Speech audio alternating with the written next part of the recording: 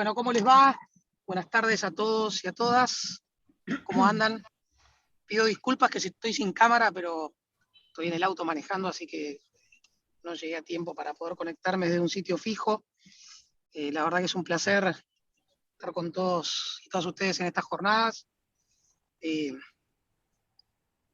quienes usualmente escribimos, sabemos que dedicarnos a escribir es una tarea ciclópea, complicada, que lleva mucho tiempo, mucho esfuerzo, que le quitamos momentos a nuestras familias, a las actividades profesionales, a las actividades lúdicas, al fútbol en mi caso, para dedicarnos a algo que nos apasiona.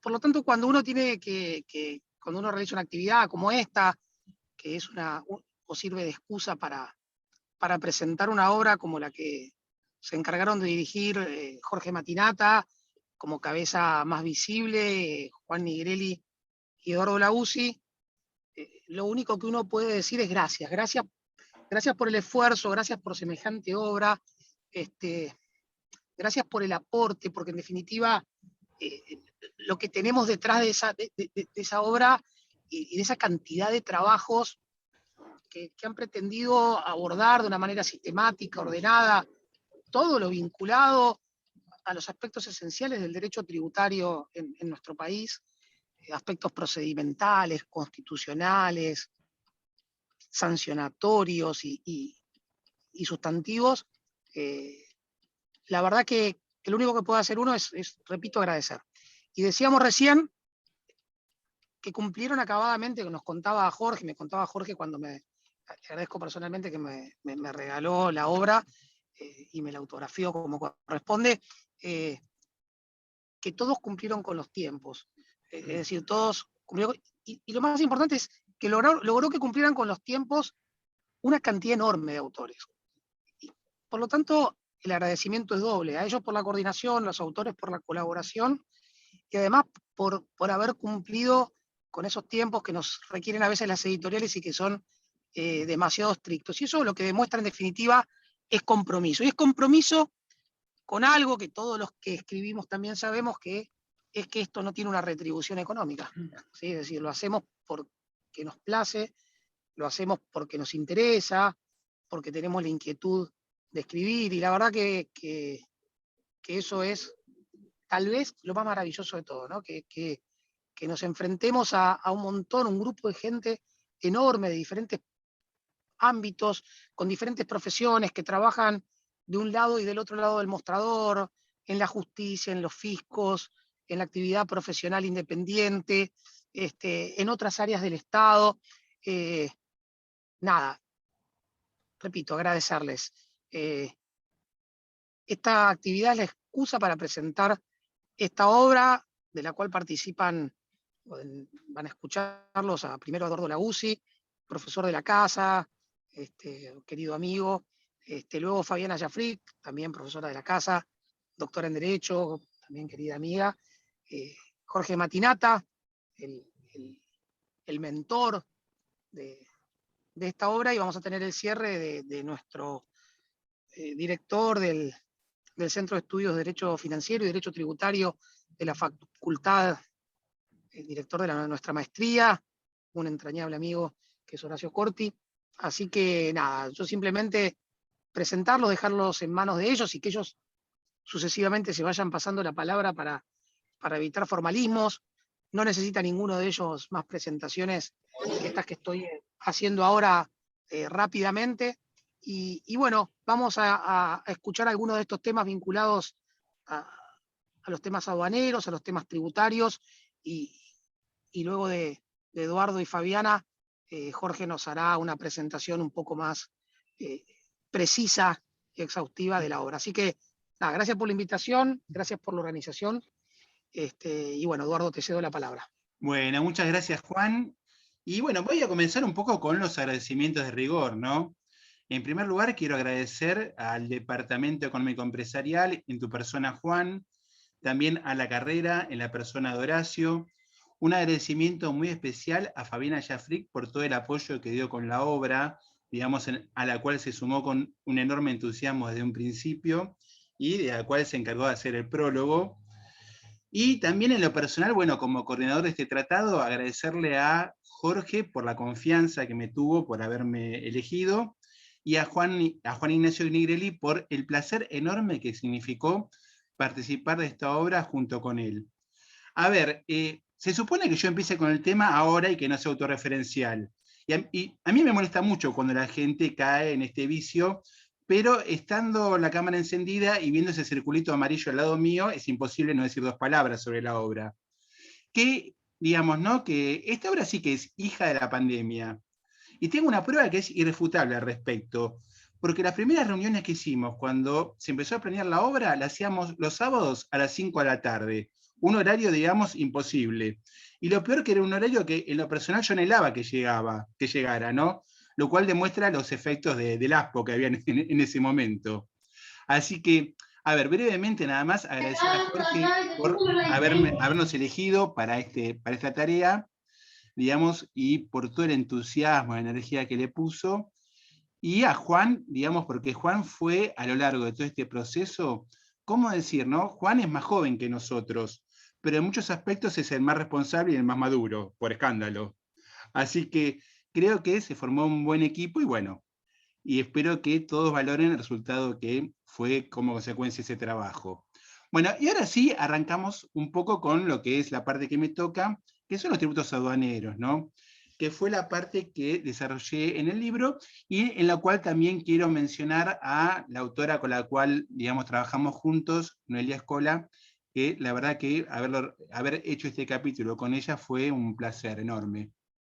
Bueno, y yendo ya concretamente a lo que es el tema de tributos aduaneros, vamos a decir que estos tributos anteceden en su historia a la de nuestro país. Es decir, cuando se conformó la República Argentina, ya existía un régimen aduanero previo. Durante la época del virreinato, la última época de la colonia, la corona española había montado sobre nuestro territorio un régimen que combinaba prohibiciones de comercio exterior con altos aranceles.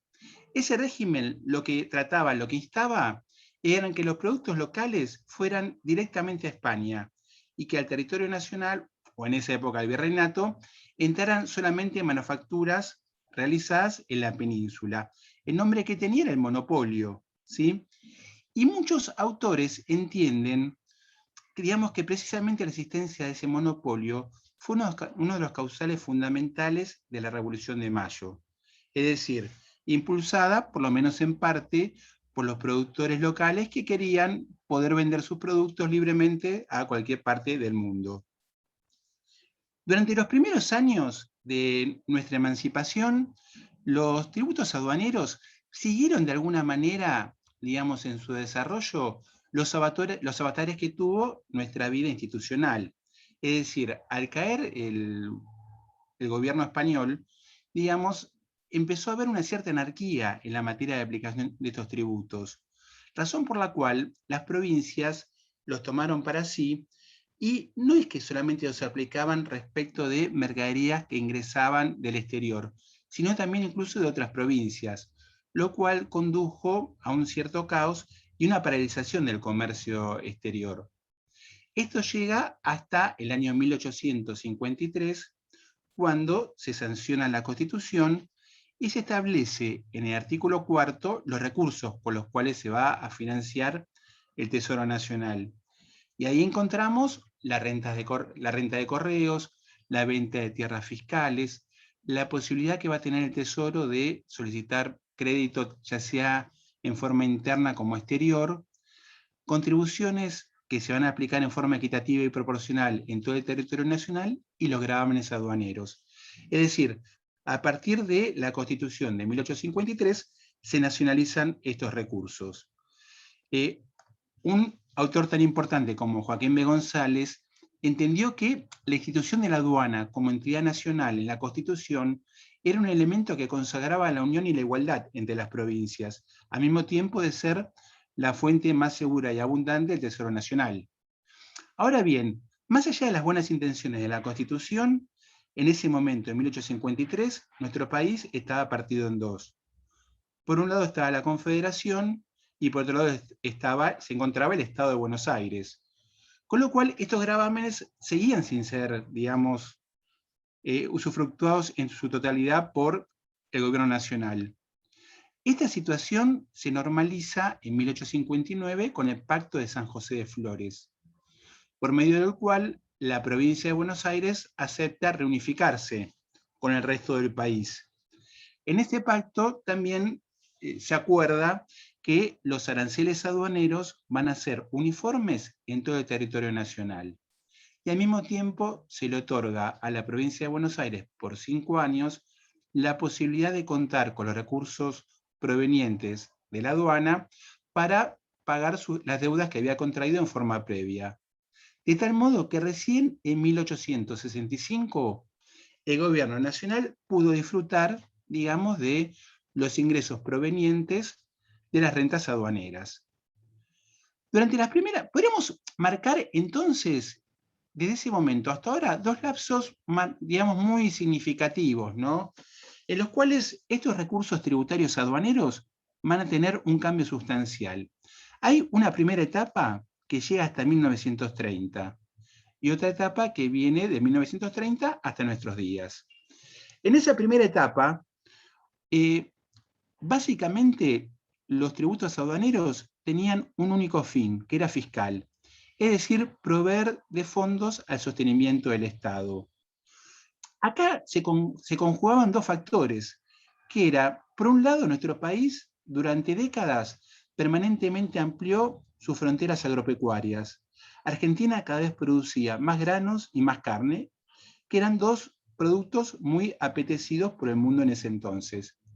Y también otro factor era el liberalismo político, digamos que reinaba, a ver, no solo en nuestro país, sino en la mayoría de los estados occidentales. Recordamos que para los liberales el Estado es básicamente un mal necesario. Ellos consideran que en el Estado está el germen de la arbitrariedad, el germen del despotismo, con lo cual es bueno tenerlo controlado y en una mínima expresión. Entonces, ¿qué teníamos? Teníamos un recurso que cada vez generaba más fondos y un Estado que básicamente gastaba poco, con lo cual se satisfacía en gran parte por medio de los tributos aduaneros. Llega el año 30 y llega la crisis del año 30. Crisis que recordamos empezó siendo bursátil, posteriormente fue bancaria y terminó siendo económico-financiera. A partir de esa crisis, por un lado, se derrumban nuestros mercados y en simultáneo también cambia, digamos, la expectativa que la gente tiene sobre el Estado. La gente ya no se conforma con ese Estado gendarme que trataba de resguardar ciertos aspectos de la vida social, sino que le empieza a pedir al Estado que intervenga activamente en la economía. Entonces, de 1930 para acá, vemos que estos recursos aduaneros abandonan un poco esa exclusividad que tenían respecto de un fin fiscal y empiezan a tener en forma cada vez más marcada un fin extrafiscal. Es decir, por la vía de la instauración de tributos se busca lograr ciertos resultados en la vida social. ¿Sí? Bueno, el otro, digamos, tenemos entonces que la Constitución es un elemento fundamental dentro, digamos, del marco del régimen tributario aduanero argentino. Y esto se va a complementar con otra norma, que es el Código Aduanero, el cual fue sancionado por medio de la ley 22.415 en el año 1981. Y el año en el cual se sanciona el Código Aduanero no es un dato menor. Durante el gobierno militar se encargó a una comisión conformada por doctrinarios de los más importantes en la materia la redacción de un código. Estos doctrinarios se basaron fundamentalmente en legislación de países con los cuales la Argentina tiene un vínculo jurídico importante. Se basaron en la legislación aduanera de Alemania, de Francia, de Italia y de Bélgica sobre todo. Y en base, digamos, a estos elementos se conforma el Código Aduanero. Con lo cual ya marca una diferencia, ¿no? Digamos, la materia aduanera de la materia impositiva, ya que a nivel nacional no tenemos un código fiscal. Sí tenemos una ley de procedimiento y diversas leyes, digamos, impositivas. En cambio, en materia aduanera, todo está reunido en un solo cuerpo normativo. Y en ese cuerpo normativo vamos a encontrar que en la sección 9 se hace referencia a los gravámenes que va a percibir la aduana argentina. Entonces, ya yendo concretamente a los tributos, vamos a ver que tienen una serie de características fundamentales. En primer lugar, vamos a decir que los tributos aduaneros son aquellos que van a tener como objeto fundamental el gravamen al tráfico internacional de mercaderías. Cuando hablamos de mercaderías, estamos, y si vamos al Código Aduanero, a su artículo número 10, dice que mercadería es todo objeto susceptible de ser importado o exportado. Lo cual refleja un poco la concepción que había en el año 81 respecto del comercio exterior. Y 40 años quizá no sea mucho, digamos, no sean muchos desde un punto de vista institucional, pero en la materia aduanera han sido testigos de un cambio enorme que ha habido en estas décadas, que ha cambiado el comercio internacional en forma significativa. En el código se hace referencia a mercaderías y posteriormente tuvo que incluirse también una mención a los servicios, que en esa época quizás no significaban un gran, digamos, de un punto de vista cuantitativo, no tienen una importancia muy significativa. Y en cambio, hoy en día, con el correr de los años, cada vez pasan a ser, digamos, a tener una significación mayor, sobre todo desde un punto de vista económico. Bueno, esta definición de mercaderías, a partir de la ley 25.063, va a incorporar a ciertas locaciones, a ciertas prestaciones de servicio, a los derechos de autor, a los derechos de propiedad intelectual. Yo creo que en los próximos años vamos a ser testigos de cómo cada vez los gravámenes aduaneros se van a aplicar más a los servicios que se originan en el exterior y se consumen en nuestro territorio, ¿no? Que cada vez son más comunes. Bueno, vamos a ver las características que tienen, así en líneas generales, ¿no?, los tributos aduaneros. Tenemos, en primer lugar, que estos tributos podríamos decir que son reales, en la medida que no, al momento de aplicarlos, no se toma en cuenta la persona de los contribuyentes, es decir, las características personales que los identifican. En segundo lugar, estos gravámenes son indirectos, ¿sí? Es decir, cuando se incrementan los aranceles a una importación y sabemos automáticamente que el consumidor va a pagar más. Y también lo vemos en los casos de las exportaciones. Es más, a ver, digamos, este tema de traslación fue el que casi nos llevó a la guerra civil hace 13 años, con la aplicación de las retenciones. Recordamos todos que cuando se origina el conflicto con el campo, fue precisamente por un gravamen aduanero, ¿no? En el cual, a ver, digamos, se asistió a un fenómeno que cuando lo enseñamos en la facultad, o lo enseñábamos, sonaba medio laboratorio, que es la retrotraslación. Es decir, con la aplicación de esos gravámenes, ¿qué hicieron las cerealeras que eran el sujeto, digamos, que estaba impactado? Le empezaron a pagar menos a los chacareros, ¿sí? Con lo cual vemos que no solamente en las importaciones hay traslación, sino también en las exportaciones. Otra característica que tienen los tributos aduaneros, digamos, es que son nacionales. Solamente los puede percibir el Estado Nacional.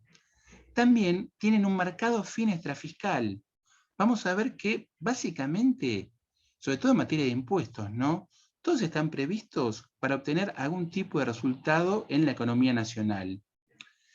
Y vemos que hay un amplísimo margen de discrecionalidad por parte del Poder Ejecutivo, de una manera que en la materia impositiva sería, a ver, es imposible, porque se hubiera planteado la inconstitucionalidad. Sin embargo, en la legislación aduanera vamos a ver que el Poder Ejecutivo tiene potestades amplísimas, que de alguna forma u otra agravian en forma muy significativa lo que es esa garantía de legalidad precisamente. Y acá es imposible no hacer mención al momento en el cual se crea este código, que es el año 81, año en el cual, digamos, el Poder Legislativo estaba representado por la Comisión de Asesoramiento Legislativo, que estaba conformado por 3 miembros, uno designado por cada Fuerza Armada. Con lo cual, digamos, vamos a ver que en la impronta que tiene el código en la materia tributaria, no hay separación de poderes, digamos, claramente no hay separación de poderes, y la aduana tiene facultades que son, digamos, más que llamativas. Bueno, yendo concretamente a cuáles son los tributos que se aplican, nos vamos a encontrar, en primer lugar, con 5 impuestos y 4 tasas. De esos 5 impuestos, 4 impuestos van a gravar las importaciones, un impuesto las exportaciones, y las 4 tasas se van a originar en virtud de servicios que va a prestar la aduana. Dentro de los impuestos que gravan la importación, el más importante son los derechos de importación, en los cuales el hecho imponible va a estar conformado por la importación que se efectúe para consumo. Es decir, cuando una mercadería ingresa a nuestro Estado por tiempo indefinido. En este caso, de los derechos de importación, digamos, la base imponible va a estar conformado por el valor en aduana de esa mercadería. Pero encontramos dentro del texto de este tributo la posibilidad que tiene la aduana de modificar la forma de calcular la base imponible, y puede convertir esa base imponible ad valorem en una base imponible específica. Recordamos que es específica cuando lo que se emplea como unidad de medida es un objeto, para establecer cuánto hay que tributar. Entonces, si el ingreso de una mercadería produce un peligro para la industria local, la aduana de oficio puede modificar la forma en la cual se calcula el pago del tributo. ¿Ven? Con lo cual estamos ante una diferencia sustancial con lo que ocurre en materia impositiva. En los derechos de importación, digamos, en principio, el sujeto pasivo es el importador, pero no es el único. Porque también en otro hecho, en otro evento que también se diferencia en gran medida de lo que ocurre en la materia impositiva, el hecho imponible puede tener un origen lícito o también un origen ilícito.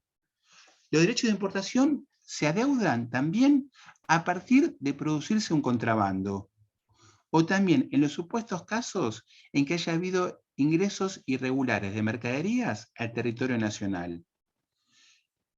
Con lo que tenemos que, a partir de un delito, se puede adeudar un tributo, puede servir como fuente para nacimiento, digamos, de la obligación tributaria aduanera, ¿sí? Digamos que muy diferente de lo que ocurre en aquellos tributos que son percibidos por la Dirección General Impositiva. También en materia de exenciones, la aduana puede establecer exenciones si lo cree conveniente, y las puede retirar, ¿sí? Siempre teniendo presente, digamos, fines extrafiscales, ¿no? Si con motivo de esa exención se puede conseguir un beneficio para la sociedad en su conjunto, digamos, sin necesidad que haya una ley que lo respalde. Bueno, también en el supuesto caso, digamos, que el hecho imponible haya sido originado por una actividad ilícita, digamos, aquellos que detenten la posesión de la mercadería se van a convertir en sujetos pasivos del tributo. Bueno, luego tenemos 3 impuestos más, que voy a tratar de mencionar así en forma lo más veloz posible, ¿no? Que gravan la importación. Estos 3 tributos son concebidos pura y exclusivamente con un fin extrafiscal. Tenemos por un lado el impuesto de equiparación de precios, que se va a aplicar cuando una mercadería ingrese a nuestro país y, digamos, por el impacto que pueda producir en la producción local, sea conveniente, digamos, incrementar su valor. Este impuesto lo va a aplicar la aduana de oficio o a pedido de una parte involucrada. Y básicamente va a consistir en comparar el valor de la mercadería que está ingresando con el valor de una mercadería similar en otro mercado. Esa diferencia de precios se va a aplicar a la mercadería que ingrese, digamos, con el objetivo de evitar que se produzca un daño irremediable dentro de la actividad económica argentina. Otro impuesto que grava la importación son los derechos antidumping. Recordamos que el dumping se produce cuando un exportador del exterior introduce mercadería en nuestro país a un precio más bajo que el que se obtiene en el lugar de origen. Bueno, los derechos antidumping consiste en equiparar el valor de esa mercadería que está ingresando con el valor en origen, buscando también evitar daños o perjuicios que se produzcan a la industria local. Y el último de estos impuestos que se aplican a la importación son los derechos compensatorios, los cuales también, como los anteriores, se van a aplicar en virtud de una afectación que se produzca a la producción local como consecuencia de subsidios recibidos por los productores del exterior, ¿sí?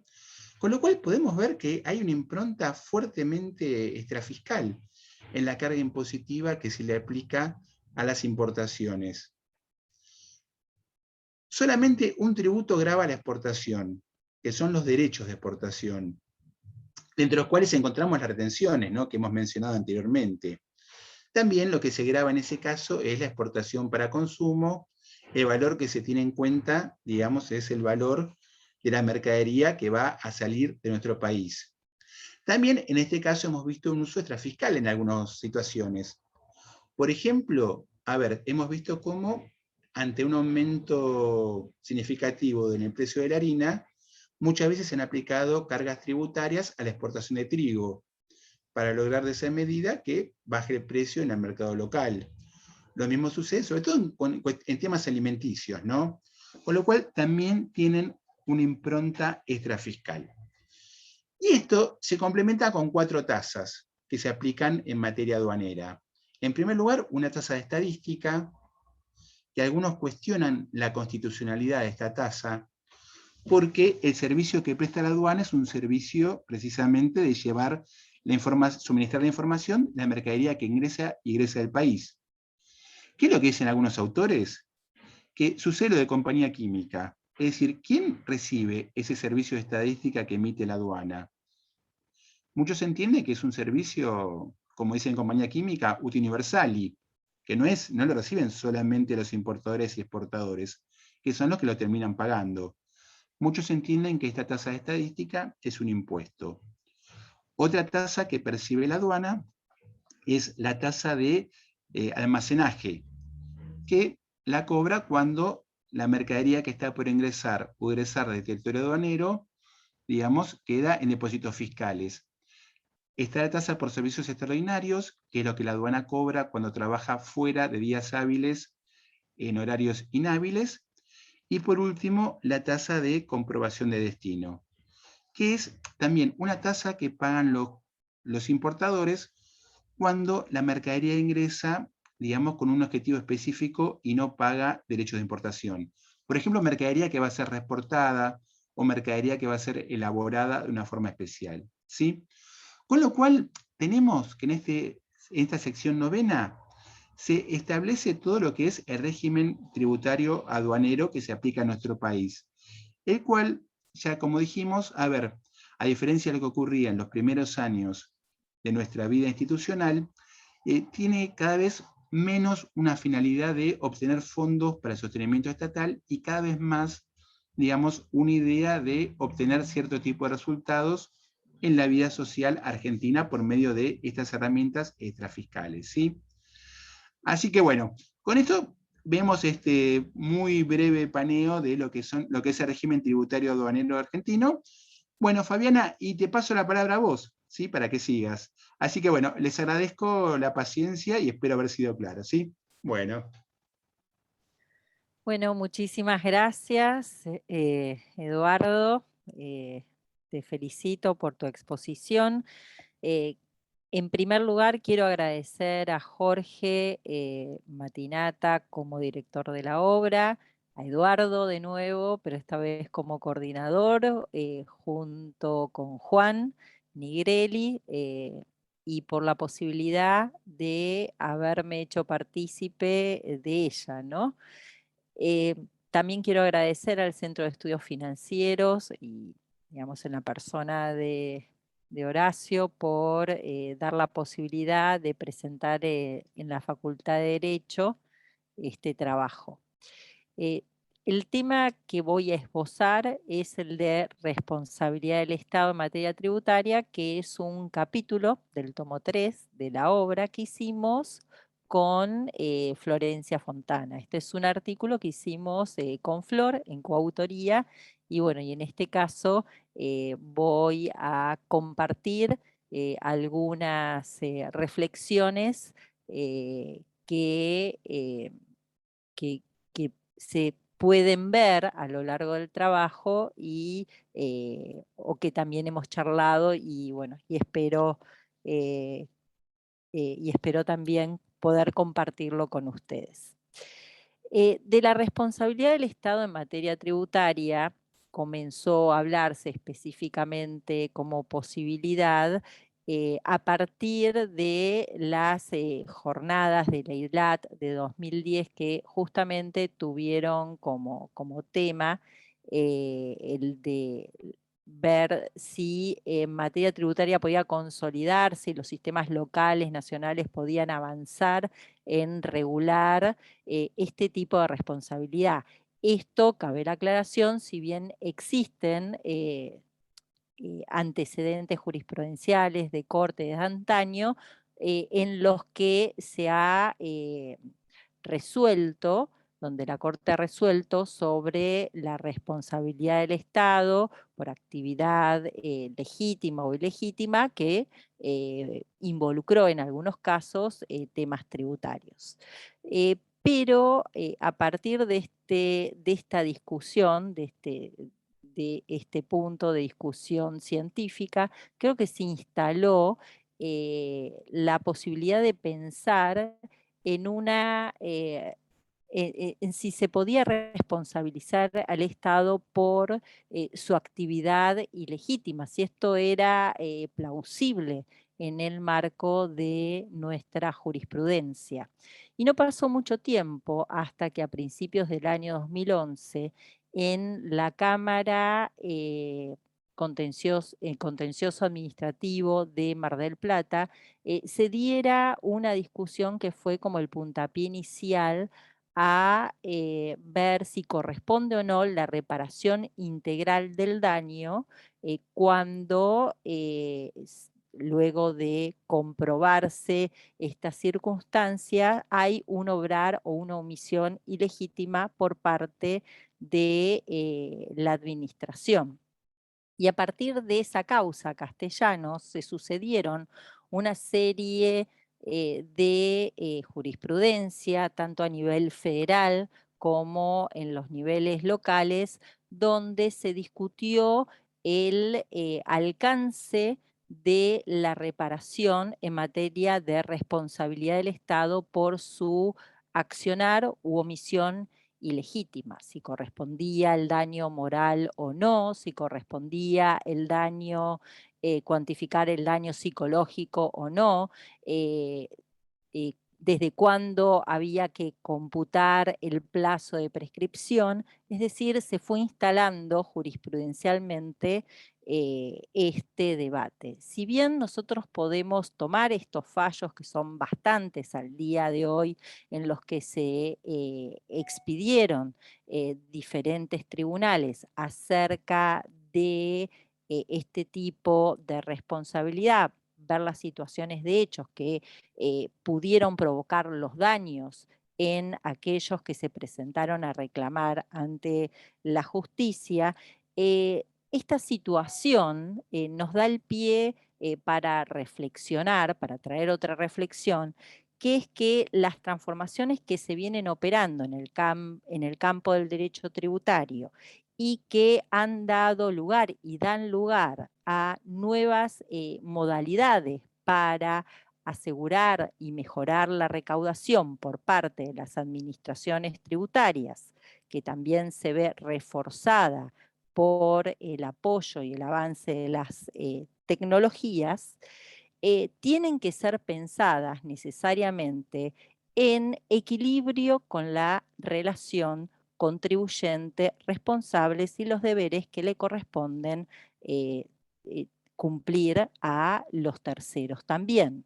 Es decir, no pensar solamente en un aspecto de este tema, sino tratar de mantener el equilibrio de la relación tributaria. Y acá traigo otro tema que merece un análisis mucho más profundo, pero quizás compartir otra idea que subyace a esto que estoy diciendo, que es que se percibe que los sistemas normativos sustantivos y gran parte de los sistemas formales, legales, hoy por hoy no son suficientes o no dan la respuesta que necesitan tanto la administración como los contribuyentes ante las transformaciones que se vienen operando. Ahora bien, ¿en qué aspectos se puede plasmar estas consideraciones tan amplias que vengo diciendo, ¿no? Y vamos, existen varias que había pensado con Flor en presentar hoy, pero voy a quedarme con dos, porque tienen que ver con lo local y tienen que ver un poco con este relato jurisprudencial que vine explicando, y están referidas a los siguientes. La primera tiene que ver con que estos fueron la mayor parte de los casos judiciales donde se hizo el análisis de este tipo de responsabilidad, con casos de ejecuciones fiscales en los que se trabaron embargos, que son medidas cautelares, por lo tanto unilaterales, y cada vez más automáticas, porque cada vez más jurisdicciones utilizan sistemas informáticos más rápidos, más eficientes para lograr la concreción del embargo. Ya en muchas jurisdicciones, no, y menos después de la pandemia, se solicita el embargo, el abogado va y lleva el oficio donde solicita el embargo a una entidad financiera al juzgado, en el juzgado lo confrontan, lo vuelve a buscar el abogado, lo llevan a la entidad financiera, aunque al Banco Central, y que después se disparara ese embargo a varias entidades financieras simultáneamente, todo esto que llevaba bastante tiempo en lograrse. Hoy por hoy, a través del sistema SOG, cuando se libra el embargo es automático. Y esto, por ejemplo, se los quiero representar en un caso que se discutió en Ciudad. Yo de todos modos en esto, en algunos casos en los que me tocó entender hasta recientemente, tengo una posición particular sobre el tema, pero no viene al caso. Pero sí les quería traer como ejemplo lo que había discutido la Sala 2 de Mi Fuero en un caso Telred al principio de la utilización del sistema SOG en Ciudad, cuando la jueza de primera instancia, a la que el mandatario pide el embargo a través del sistema SOG, la jueza dice no lo voy a aplicar. ¿Por qué? Porque hay riesgos de establecer, de trabar embargos múltiples en múltiples entidades financieras en forma simultánea. Y esto puede afectar los derechos constitucionales de los contribuyentes. Apelada que fue la sentencia, la Sala 2 por mayoría confirma este criterio, porque existía en ese momento una ventana más amplia, yo creo que en algún punto sigue existiendo, pero menor, donde cabía esta posibilidad de trabar embargos simultáneos. Y yo ya en el mundo papel, siendo jueza de primera instancia, había presenciado varias veces lo fácil que era trabar un embargo contra una entidad financiera, por más que demandara mucho tiempo concretarla, como estuvimos viendo, y lo difícil que era levantar ese embargo a el contribuyente que se veía perjudicado con la medida. ¿Qué pasó luego de Telred? Y el SOG y la normativa del Banco Central se fue ajustando para ir achicando esta ventana.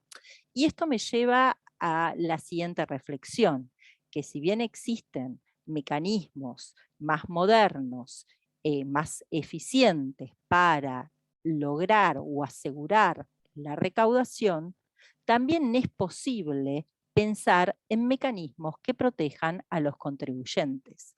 Quizás tenemos que estamos en otro mundo y tenemos que pensarlo diferente, pero creo que es necesario hacer este ejercicio y hacer estas reflexiones.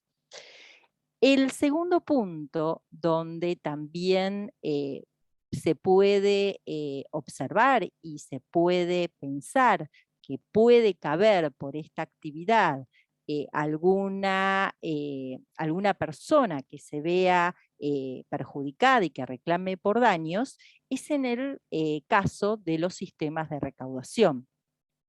Justamente en el año 2014, el doctor José Osvaldo Casás, al hacer un voto en un caso sobre sistemas de recaudación, dijo: los sistemas de recaudación pueden dar lugar a acciones de responsabilidad contra el Estado por un obrar ilegítimo. Y acá estamos ante otro cambio que se está operando en las administraciones tributarias de diferentes niveles de gobierno, donde vemos que es más eficiente cobrar a través de estos mecanismos de recaudación que seguir el sistema de anticipos y concluir hasta que se perfeccione al final el periodo de leche imponible y después, posterior a la declaración jurada final, terminar de adecuar el pago del impuesto, ir recaudando el impuesto a través de estos sistemas. Entonces vemos un sistema legal descalzado de estos sistemas de recaudación que están consagrados en normas que no tienen categoría de ley. Y ya después de muchas discusiones judiciales, hemos superado, por lo menos en mi jurisdicción, que estos sistemas se creen por resoluciones y no por ley, que instituyan responsables solidarios sin ley, que la recaudación no se haga en la fuente y a pesar de haber pasado y poder soslayar todas esas situaciones que en la teoría tributaria clásica son importantes, estamos en el punto que al final del ejercicio lo que paguemos no sea, lo que tengamos que pagar por el impuesto, no sea mucho menor que lo que realmente, digamos, al final de ese periodo se recaudó por el sistema o por los sistemas que se aplicaron. Entonces es lo recaudado en exceso donde todas las garantías constitucionales parecen estar alerta y seguir funcionando cuando esa recaudación en exceso ocurre. ¿Cuál es la contracara en general de estas dos situaciones que son una muestra, una pequeña muestra de un montón de otras transformaciones que se están operando en el campo tributario? Y cuando hay recaudaciones en exceso, es que hay que solicitar la devolución de lo pagado en exceso y ver si ese pago que se hace administrativamente se hace con intereses o sin intereses, o si se va a reclamar, se va a pedir la devolución de lo pagado de más a la justicia. ¿Cuál es la tasa de interés con la que me van a devolver? ¿Cómo se protege mi capital, que es tan digno de protección como lo que necesita recaudar la administración? ¿Cuál es el mecanismo de defensa? ¿A través de qué medios procedimentales idóneos me puedo defender? Por ejemplo, el sistema CIRCREP tiene una dirección electrónica online, www.reclamos, y para poder llevar adelante mi reclamo. No hay expediente administrativo, quizás tomo conocimiento del embargo cuando quiero utilizar los fondos de la cuenta, no hay un acto que previamente me anoticie esta situación. También un embargo establecido en forma errónea, que se prolonga a través del tiempo, también puede tener un impacto importante en la vida de la gente. No puedo disponer de mi cuenta bancaria, aparezco en el Veraz, no puedo, es decir, hay perturbaciones que todas estas situaciones producen en la vida. ¿Qué sigue subyaciendo en esto? Que quizás nuestros sistemas normativos, sustantivos y formales no están adaptados para la modernidad.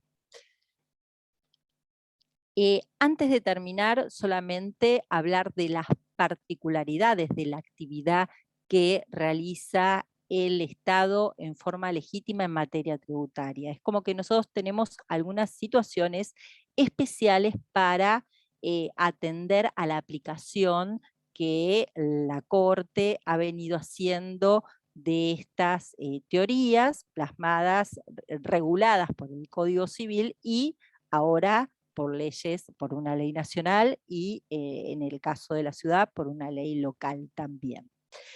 ¿Y qué es la siguiente? Primero, naturalmente la materia tributaria tiene como acción para recuperar lo pagado encausadamente una acción de índole resarcitoria, como es la acción de repetición. El tema está en el límite de lo que se resarce, pero es la vía tradicional para la recuperación de lo pagado incausada o indebidamente. Después, el centro de análisis del derecho tributario es el Instituto Tributo, que es establecido por la potestad tributaria y coactiva del Estado. No hay voluntariedad. Entonces, ya esa situación supone una relación diferente entre el Estado, que puede establecer en uso de esta potestad en cualquier momento a través de el poder legislativo, el tributo.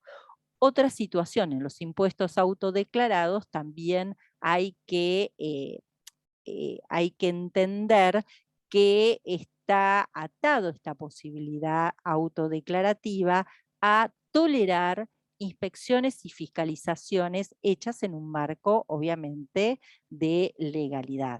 Es decir, esto es lo que legítimamente un contribuyente, un responsable, un tercero, tiene que saber en el contexto de lo tributario.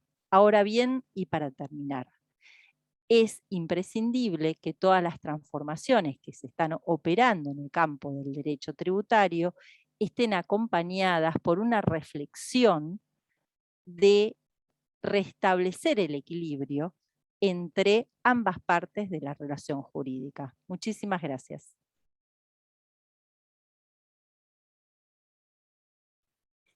Bueno, buenas tardes. Bueno, muchas gracias a todos. Muchas gracias por la tolerancia, la paciencia. Y bueno, primero también quiero agradecer en primer lugar a Juan y a Horacio, que gentilmente y generosamente abrieron esta posibilidad de presentarnos socialmente. Así que muchas gracias a Juan Manuel y a Horacio. Después, bueno, veo también que hay muchos autores de la obra, a los que agradezco. Y bueno, Eduardo, Fabiana y Juan han sido 3 pilares de la obra. Eduardo y Juan Nigrelli han coordinado una obra gigantesca, realmente. Y Fabiana ha tenido la generosidad de acompañarnos no solamente con este capítulo junto a Florencia, sino también en el prólogo, que realmente nos ha honrado con su pluma. Así que bueno, ha sido una experiencia interesante desde lo académico, pero además desde lo personal ha sido la posibilidad de conectarme y reconectarme con gente que quiero mucho y que por diversas circunstancias, en diversas oportunidades, no nos hemos podido encontrar, pero la posibilidad de reunir 73 autores en una obra que tenga 62 capítulos distribuidos en 3 tomos, que traten absolutamente toda la materia tributaria, creo que es una oportunidad única para compartirla y para, bueno, comentar esta experiencia. Y creo que un punto neurálgico esencial parte precisamente de esta Facultad de Derecho de la Universidad de Buenos Aires, y en cabeza del padre de Horacio, de Arístides Corti, con quien tuve el privilegio de conocerlo y ser un discípulo, como lo fuimos Eduardo, como lo fuimos tantos que lo seguimos. Porque Arístides en 2004, 2005 tuvo una idea brillante, que fue crear dentro de lo que es la cátedra de Finanzas y Derecho Tributario de la Universidad de Buenos Aires, una cátedra de Administración Tributaria. Fue el único. Recordarás, Eduardo, cómo fueron esos pasos. Las reuniones que Arístides hacía en una parrillita que estaba a la vuelta del estudio, donde Adriana Adorno, que era la que estaba a cargo de la cátedra, se enojaba siempre mucho porque salía con olor a humo de la parrilla. Y bueno, y así comenzó a desarrollarse una materia nueva, una materia con una visión que era propia de Arístides. Arístides estaba siempre un paso adelante de todos. Y en ese momento yo me acuerdo que en una reunión que tuvimos Adrián, Arístides, Ricardo Silvetti incluso, que se incorporó después, que era también otra persona maravillosa, recuerdo que Arístides hacía una vinculación ejemplar. Él decía que no es posible hablar nunca de derecho tributario si es que no se entiende cómo funciona el sistema. El sistema, las políticas financieras, de alguna forma, que fue lo que hoy habló Eduardo, van definiendo las políticas tributarias. Las políticas tributarias va definiendo la legislación tributaria. La legislación tributaria va definiendo el éxito o el fracaso de las administraciones tributarias. Y el éxito o fracaso de las administraciones tributarias va definiendo el éxito o el fracaso del presupuesto, si es un presupuesto deficitario o un presupuesto superavitario. Y en definitiva, esos elementos son los que en definitiva pueden llegar a incorporar, como ha sucedido en la Argentina, como políticas monetarias incorporadas dentro de las políticas generales, la modificación de políticas financieras a través del sistema de endeudamiento público, que después toma cuerpo cuando hay que generar el devengamiento de los pasivos generados. En función de todo ese sistema, Arístides decía que era necesario estudiar las administraciones tributarias para conectar absolutamente todo el sistema. Y él partía de algo muy esencial.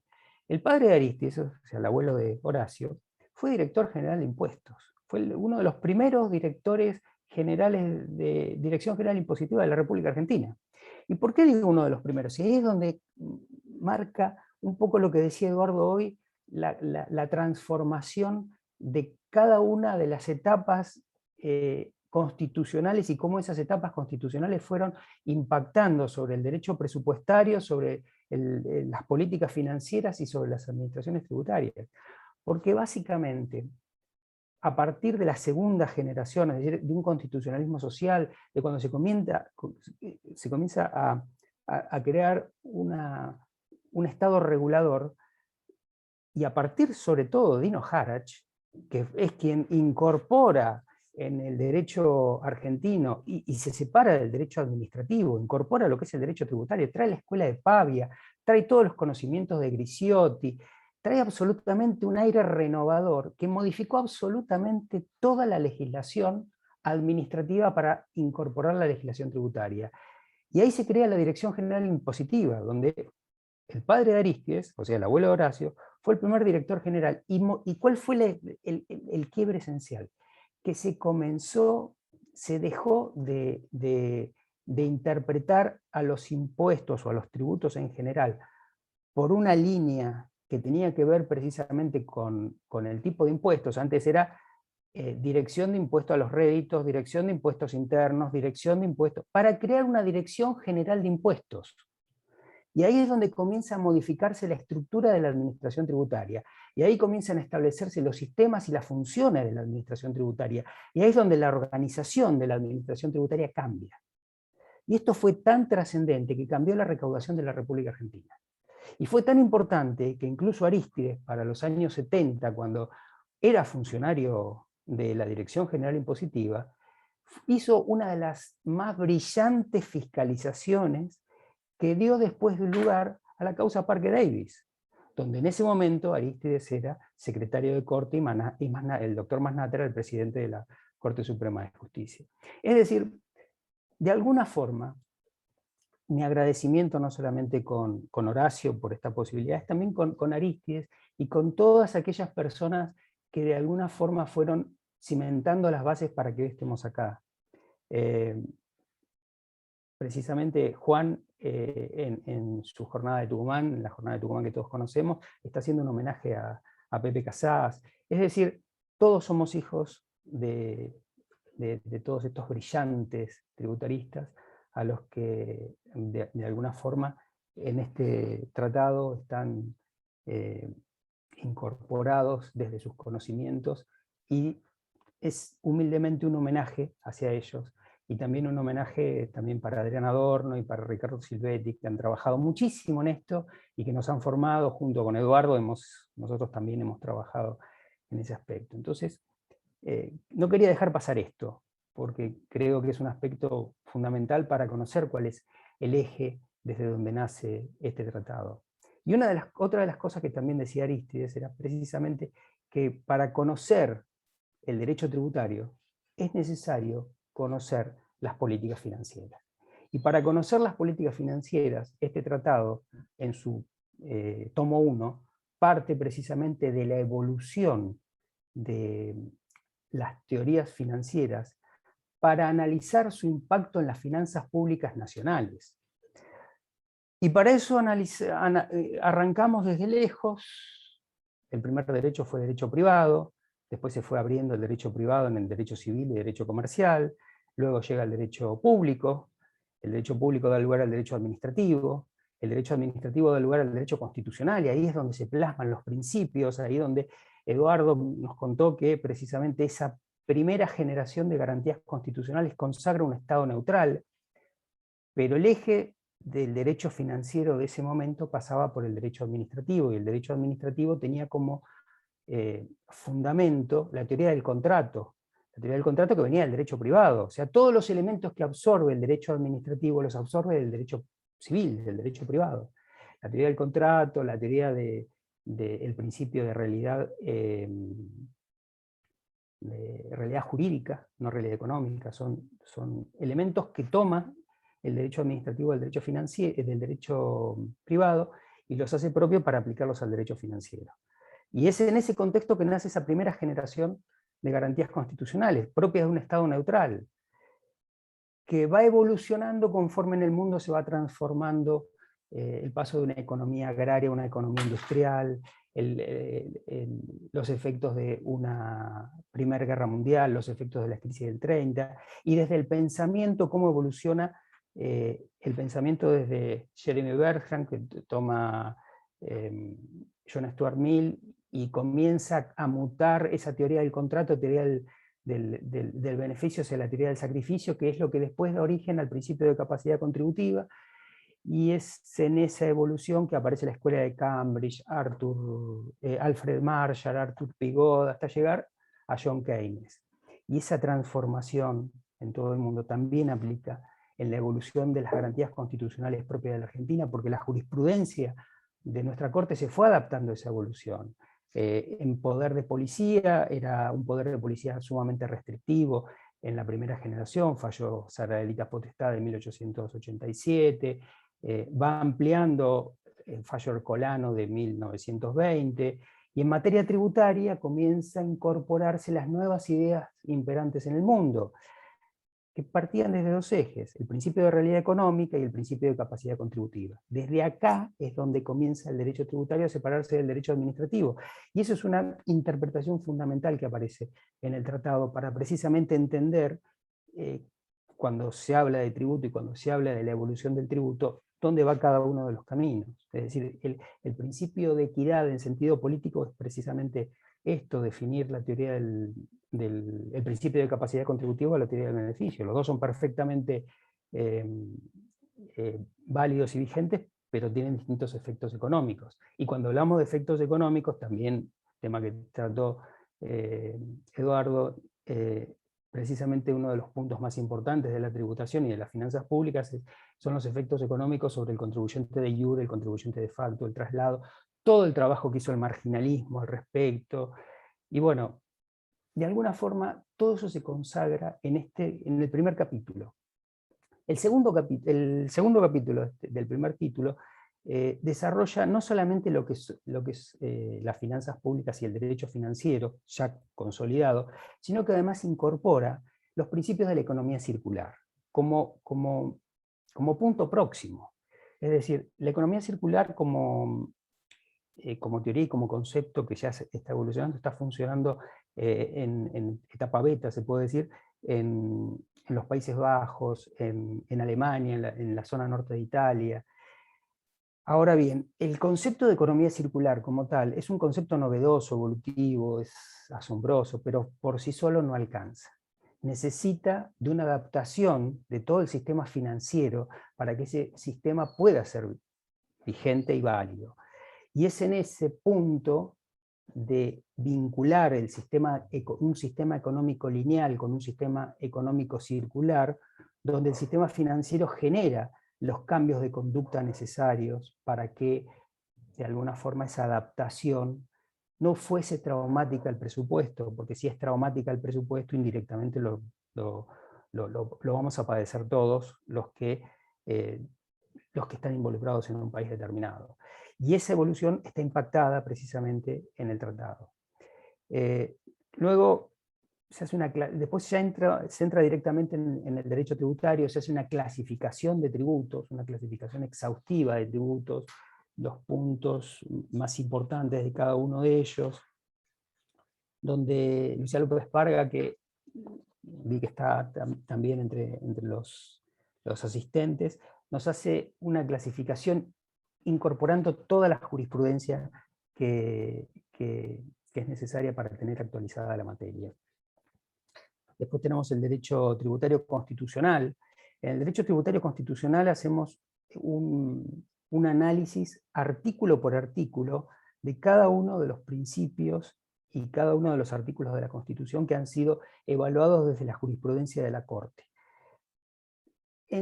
incluyendo la evolución de las garantías jurisprudenciales propias del Estado neutral, Estado regulador, y la tercera evolución, Estado desregulador, donde también se vinculan los efectos que genera en el sistema presupuestario, en el sistema financiero en general, la incidencia de los pagos del modelo de endeudamiento por política fiscal.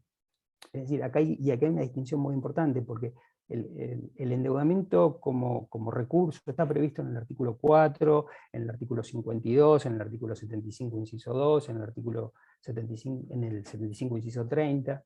El punto es cuando se disocian los objetivos y se transforman en políticas monetarias que afectan las políticas financieras. Y cuando se convierten en políticas monetarias que afectan a las políticas financieras, se produce una distorsión de todo el sistema tributario, que en definitiva hace un traslado del peso tributario al consumo, y eso genera una mayor regresión económica. O sea, está todo vinculado de una forma tal, y eso es una enseñanza de Arístides, que a veces es tan simple que pasa muy invisible de lo simple que es.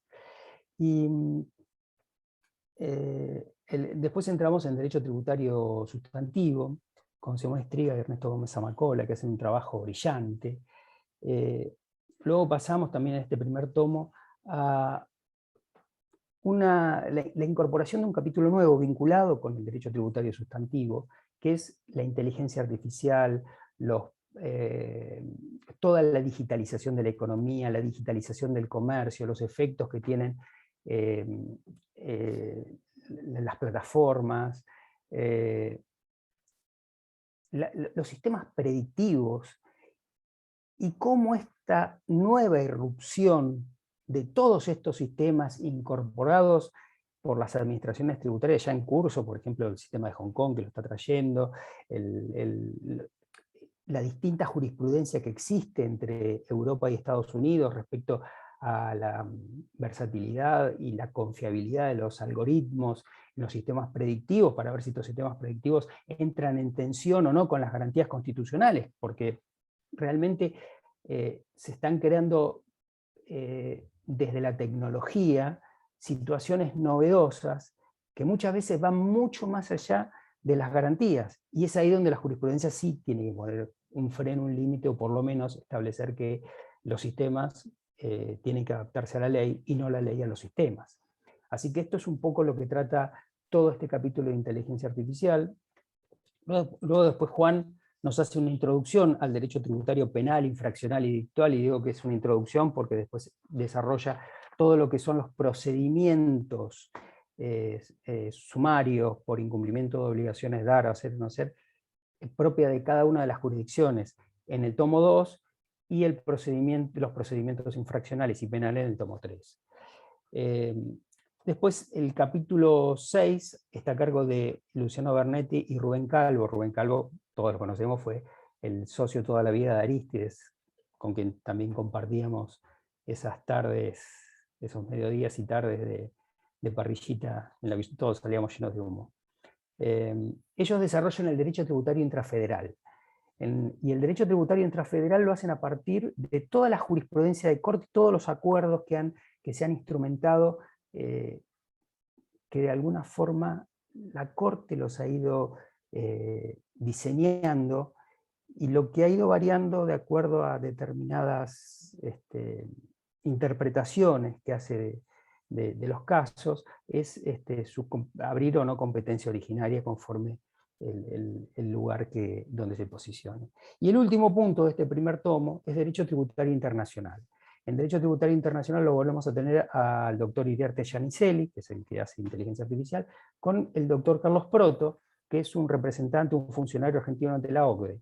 Lo interesante de este tema es que aborda toda la evolución de los acuerdos internacionales, partiendo de los acuerdos que pretenden incorporar, que evitan la doble imposición, hasta llegar a la evolución que hoy tenemos con los acuerdos de planificaciones fiscales agresivas, que en muchos casos estas planificaciones fiscales agresivas crean posiciones comerciales dominantes en el mercado interno de sujetos que tienen domicilio en el extranjero, que de alguna forma desplazan a los contribuyentes nacionales con único domicilio nacional. Y bueno, y crean precisamente una posición comercial dominante en el mercado, precisamente por la planificación fiscal agresiva que pueden llegar a desarrollar. Donde incluso ya los sistemas o los foros donde se están desarrollando esto, un poco desde la OCDE y foros paralelos, tienden a encontrar un sistema nuevo, novedoso, que incorpore, por ejemplo, el modelo del convenio multilateral, a los fines de poder distribuir base imponible, de manera que los estados no pierdan su soberanía fiscal. Creo que eso es un proyecto ambicioso a largo plazo, pero es algo que se viene y eso también está tratado en este punto. El tomo 2, con esto terminamos el tomo 1, el tomo 2 es un verdadero manual de procedimientos. Es increíble, la verdad, que la generosidad y el profesionalismo de cada uno de los autores que ha intervenido en cada uno de los capítulos. En el tomo 2 incorpora la posibilidad de tener una jurisprudencia comparada, una legislación comparada, una doctrina administrativa comparada, que realmente lo hace un tomo riquísimo. Comienza con el procedimiento de fiscalización de AFIP, cuyo autor es Julián Ruiz, que es el subdirector general de fiscalización de AFIP en la República Argentina. Después sigue el procedimiento determinativo de oficio en Nación, también con Gustavo Paturlani, que es funcionario de AFIP. El procedimiento de determinación de oficio en la Ciudad de Buenos Aires con Mónica Bossi y Juan Nigrelli, que Juan es el coordinador también de la obra. el procedimiento determinativo de oficio en la provincia de Buenos Aires, con Sandra Marucio y Florencia Rosomando, que son funcionarias de ARBA.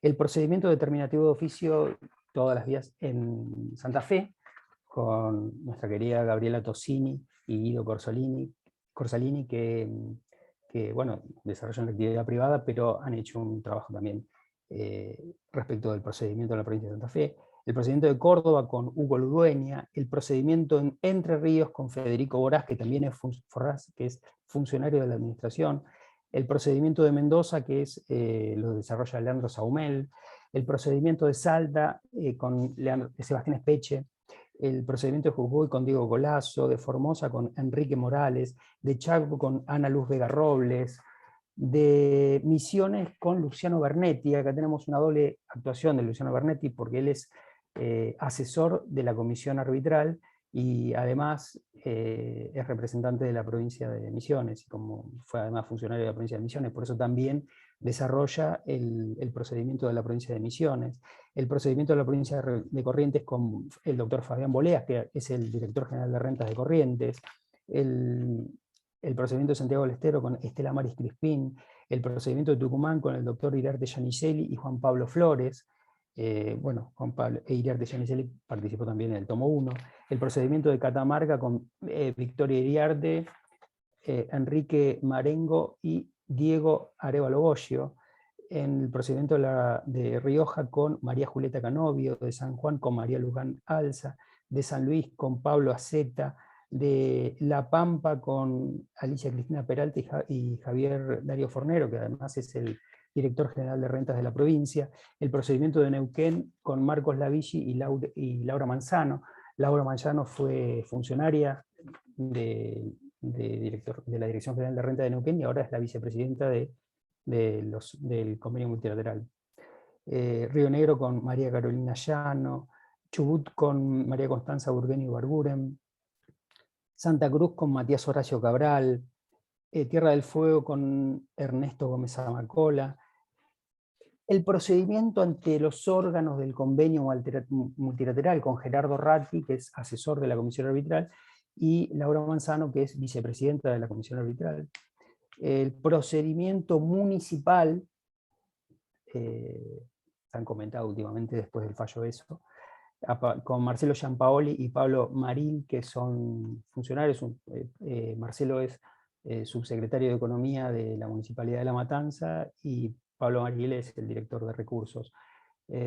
Consideramos que era el municipio más importante del país, porque aparte es el municipio más grande, y el procedimiento estable que determina en general todas las ordenanzas fiscales municipales está plasmado en este procedimiento, incluso hace un trabajo comparado de los municipios del Gran Buenos Aires. Es excelente. Y el procedimiento aduanero. El procedimiento aduanero a cargo de Pablo Garbarino, que es vocal del Tribunal Fiscal de la Nación, y Martín González Sebano. Con esto terminamos el tomo 2, y realmente es un tomo asombroso, y el derecho comparado que incorpora es muy importante, creo, como herramienta de estudio. El tomo 3 ya trata los tributos en particular, trata los tributos aduaneros con Eduardo, que hizo la exposición, y Noelia Escola, el impuesto al valor agregado con Antonio Crico, el impuesto a las ganancias con Lucas Gutiérrez y Juan Pablo Serrano Esper, impuesto a la ganancia mínima presunta con Daniel Dubín, impuestos sobre los bienes personales con Sergio Morano. Quiero hacer un detalle respecto a ganancia mínima presunta. Tuvimos un breve diálogo a ver si incorporábamos o no este impuesto, precisamente por su derogación en la ley 27.260, y lo decidimos incorporarlo precisamente por los efectos ultraactivos que tiene hasta su derogación definitiva. Por eso quedó incorporado.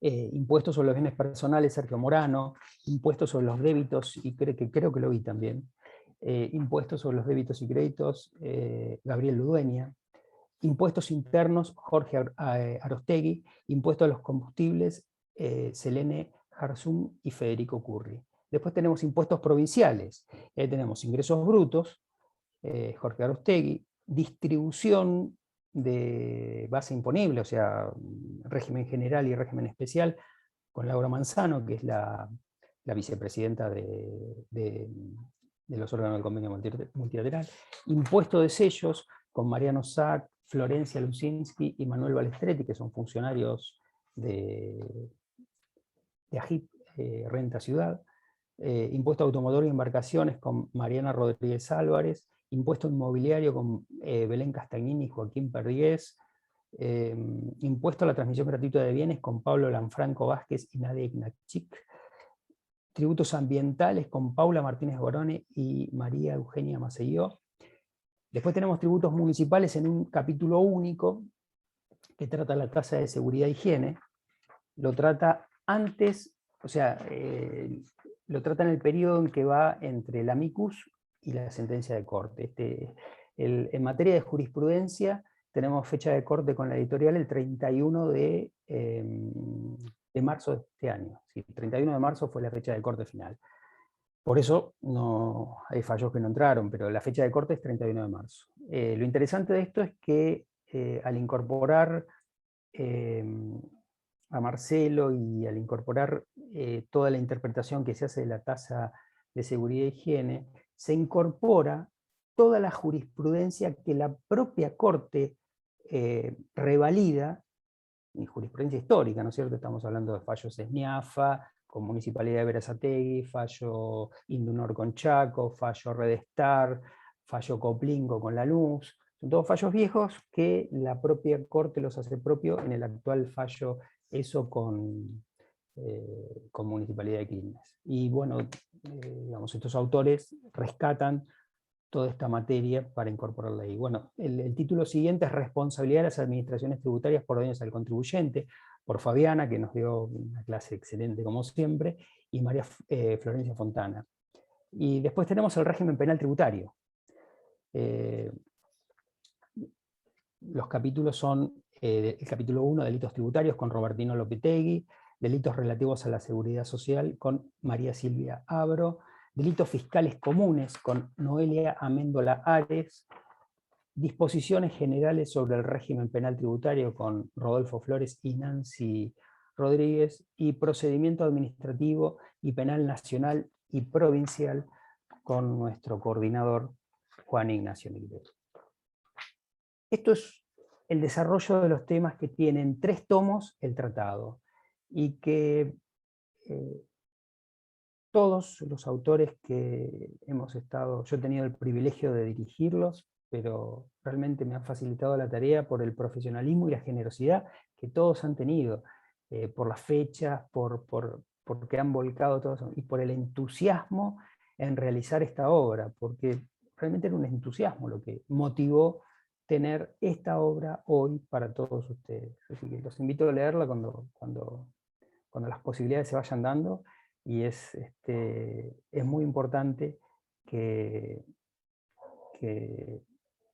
todos los autores hayan podido expresarse de la forma que lo han hecho para poder concretar esta obra para todos ustedes. Así que muchísimas gracias. Agradezco nuevamente a las autoridades académicas, a Horacio y a Juan, y bueno, a Fabiana y Eduardo por la exposición. Muchas gracias. Bien, concluyo yo entonces, Jorge.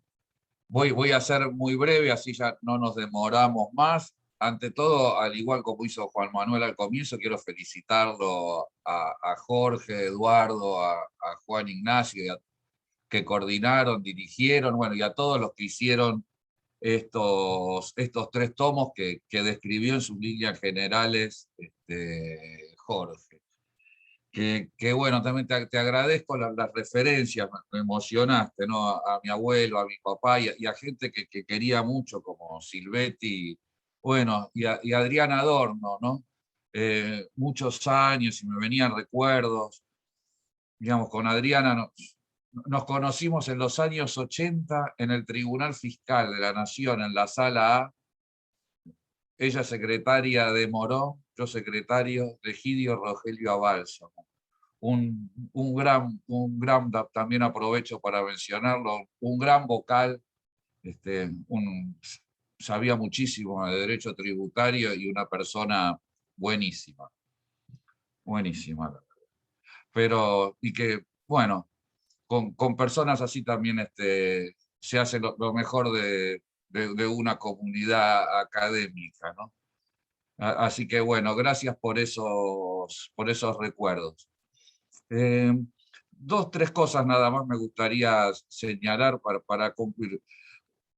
Primero, la verdad que obras de esta envergadura uno siempre las agradece, ¿no? Tener la ambición para hacer este tipo de textos como los que hace, bueno, Juan Manuel con el derecho penal tributario, pero el esfuerzo, por ejemplo, pienso ahora en Sebastián Espeche, de hacer todo un libro él mismo sobre el derecho financiero y tributario, y esto, que es una obra colectiva y que hacia dónde van, yo creo que es hacia donde vamos también, ¿no? Ya creo que va a ser muy difícil pensar hoy en día que una sola persona pueda abarcar a la manera de esos grandes tratados tradicionales, ¿no? de derecho, toda una materia como es el derecho financiero y tributario.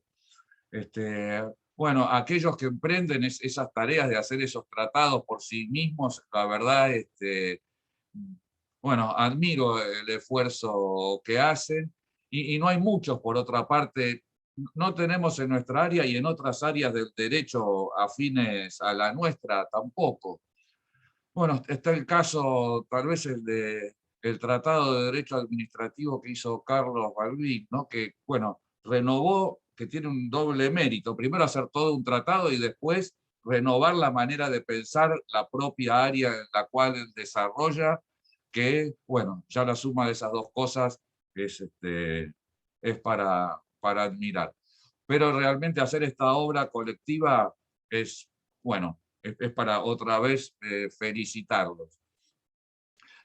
Vos ya mencionaste todos los temas, a mí me gustaría, de todo lo que mencionaste, destacar dos o tres cosas que a mí es lo que más me llamó la atención, además, y creo que es uno de los activos más importantes de este libro. Sí, en primer lugar, el tomo 2, ¿no? Porque poder tener una visión de todos los procedimientos administrativos de cada una de las provincias, creo que es algo importantísimo para tenerlo todo en una obra, ¿no? Aun cuando, claro, cada uno de esos procedimientos sea mucho más rico que esa síntesis, pero creo que no teníamos un ámbito donde todo esto pudiera verse de manera conjunta.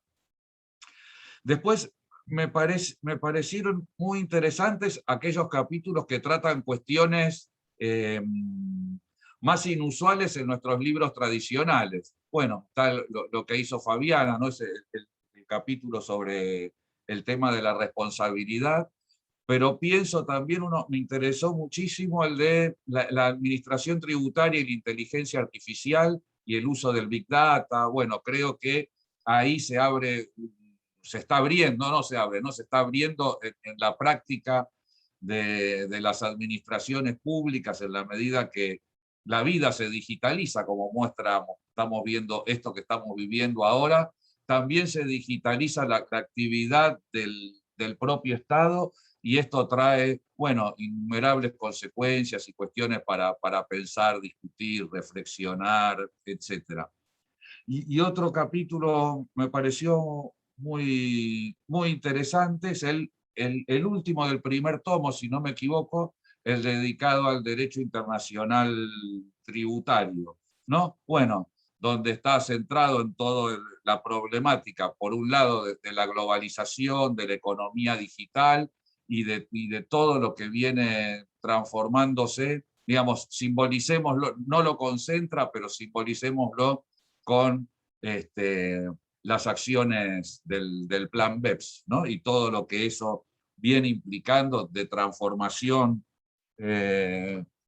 muy profundo, digamos, o ahí hay muchas de las cuestiones que hoy en día están transformando nuestro derecho financiero y tributario, como la idea de transparencia, el intercambio de información, bueno, cómo enfrentar a la economía digital o la economía digitalizada, ¿no? Ya no solo la economía digital. Así que, bueno, y también interesante, ¿no? El capítulo sobre el derecho intrafederal, ¿no? Porque es interesante el capítulo sobre el convenio multilateral y otro sobre el derecho intrafederal ya integrado a nuestros conocimientos habituales. Por supuesto, también yo tengo, por mi parte, fui a medida que iba leyendo, desde que me dejaste, Jorge, el libro, innumerables cosas que fui marcando y señalando de críticas, discusiones, que me fui haciendo y debatiendo conmigo mismo a medida que leía el libro. No es el momento para señalarlos, solo, digamos, como el más notorio es una discusión, y tal vez interesante en otro momento para hacer, metodológica, ¿no? Porque hay un énfasis en el curso del libro en hablar de derecho tributario administrativo, derecho tributario constitucional, y creo que, bueno, habría muchas objeciones a esa manera de encarar o estructurar el conocimiento tributario y financiero.